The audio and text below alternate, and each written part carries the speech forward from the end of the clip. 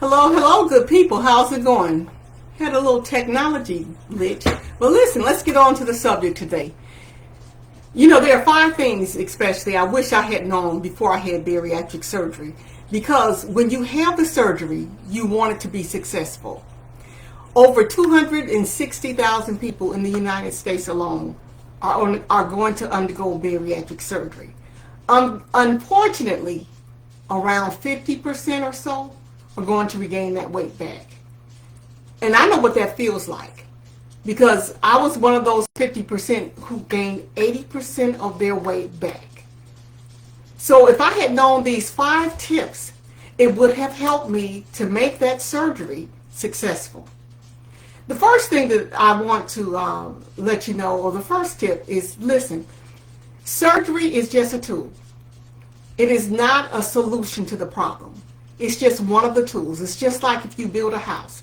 You can't build a house with just a hammer.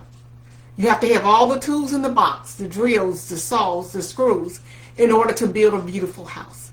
The same with bariatric surgery. In order for it to be successful, that means to lose the weight and to sustain that loss. There are other things that you have to implement, and we're going to talk about that.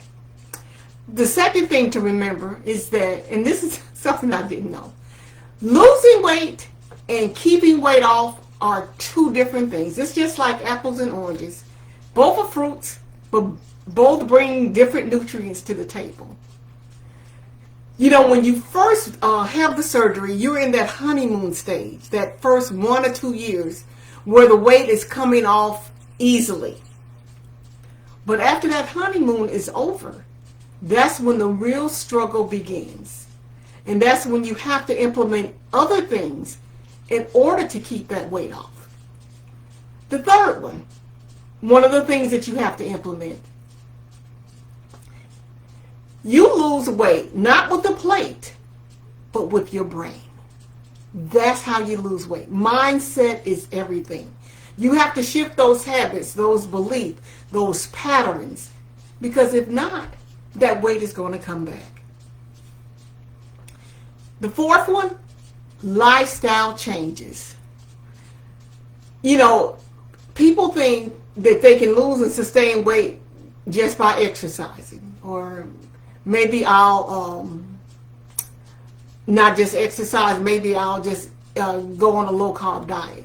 Listen, in order to successfully keep the weight off, it's not just about diet and exercise, but it's also about sleep patterns, your environment, your relationship, your stress. All those things play a role in weight loss and sustaining it.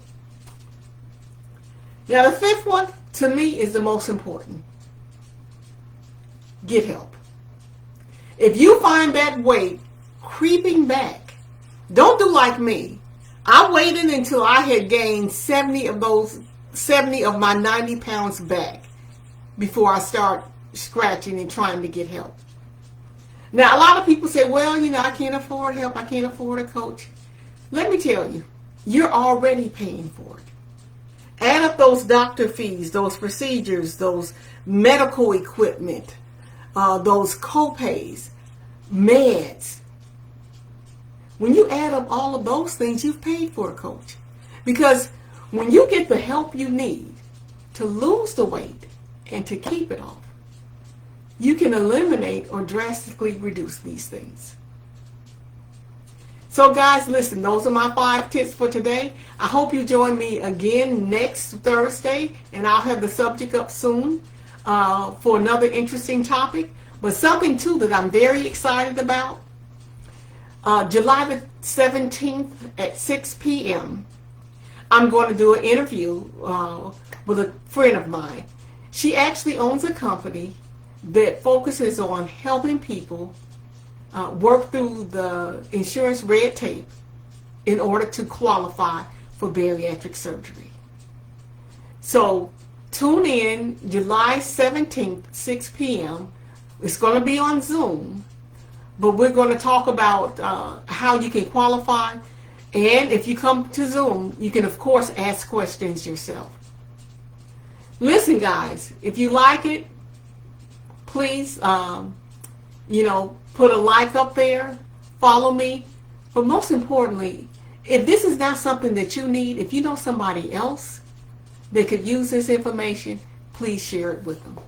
Okay? Thanks so much, and I look forward to talking with you later. Have a great evening. Bye-bye.